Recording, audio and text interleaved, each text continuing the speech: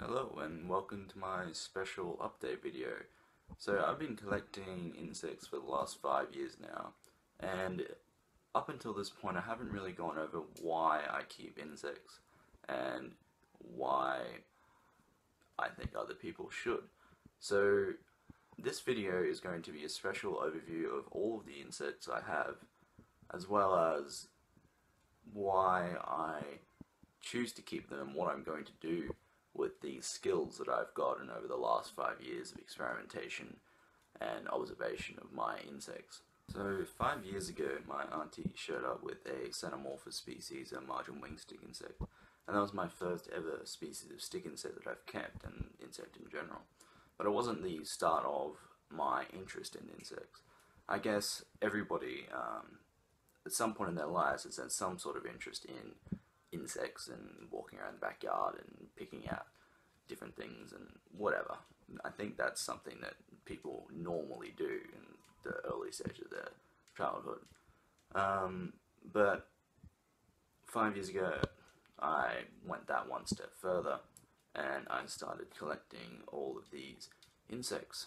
And over that time, I've kind of created a view on why I think insects are important in society and how they will be more important as we go on into the future.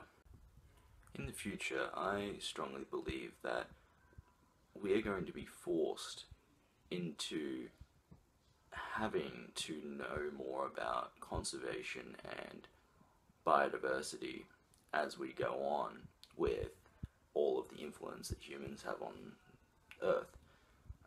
And it's going to be really important that people, like entomologists, are going to have to look at how insects fit into that biodiversity and how we can use those to our advantage to make sure that those ecosystems don't fall. So without any further ado, let's get into my insect collection.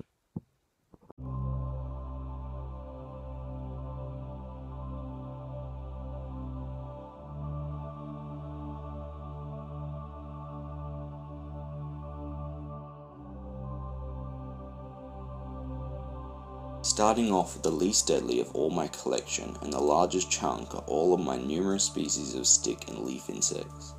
Currently I own spiny leaf insects, goliaths, titans, strongs and childrenii, as well as my true leaf insects making up about 40% of every phasmid I've ever owned. Tessies, spur-legged, margin-winged, red-winged, crowned are some of the ones I can think of off the top of my head for now that I've kept in the past. Of course, all the scientific names will be in the description below with every other insect in the video.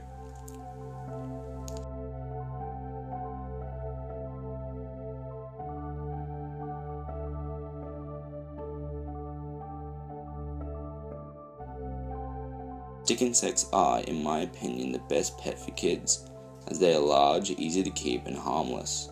Not only that, they are great insects to study insect anatomy, as their size and distinctive parts make it easy to distinguish its structure.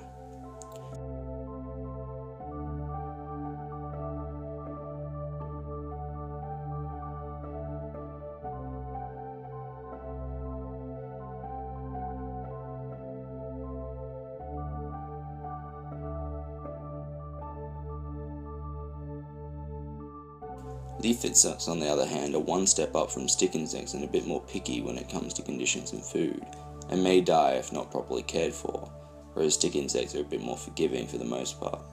In 2012, leaf insects were introduced to the hobby in Australia for the first time, as before then the last female found was in 1882, which has made them a crown jewel for a lot of insect collectors.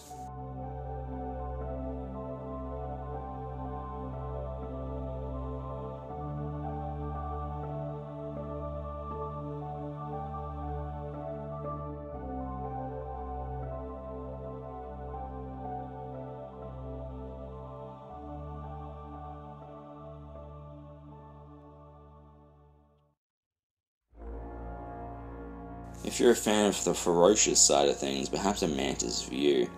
These ninja-like creatures strike for formidable force in order to subdue any prey they can grab onto, which in most cases is about a third of the mantid's body. In some cases, however, for example, the giant rainforest mantis, with its particularly strong forearms, is able to take down prey the same size as itself, or larger, making it very popular in the niche private market of mantis keepers. And I'll be attempting to breed these insects for private sale in the future, as there is a constant demand for them all year.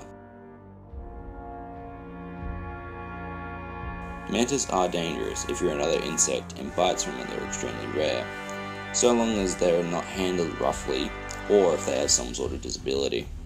Personally, I've been bitten by an Archimantis due to her inability to see what she was attacking.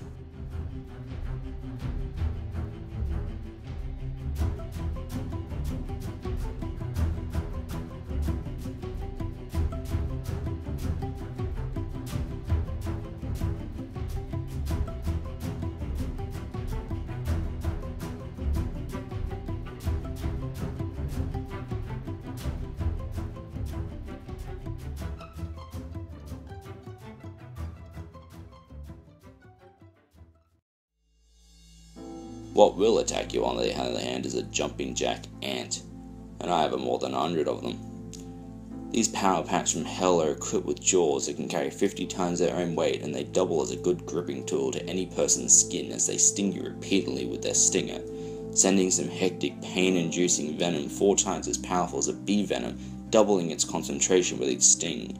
These animals are classed as potentially lethal, but I love them, and so does Matthias, who I bought these devil's helpers from. If you're interested in having a colony of these for your own, then they are not in your area, or you just simply don't want to dig them up, go to Matt's channel in the description below and send him a message. I also own Camponotus nigrocincta and Concebrinus, which are a little safer to keep to say the least.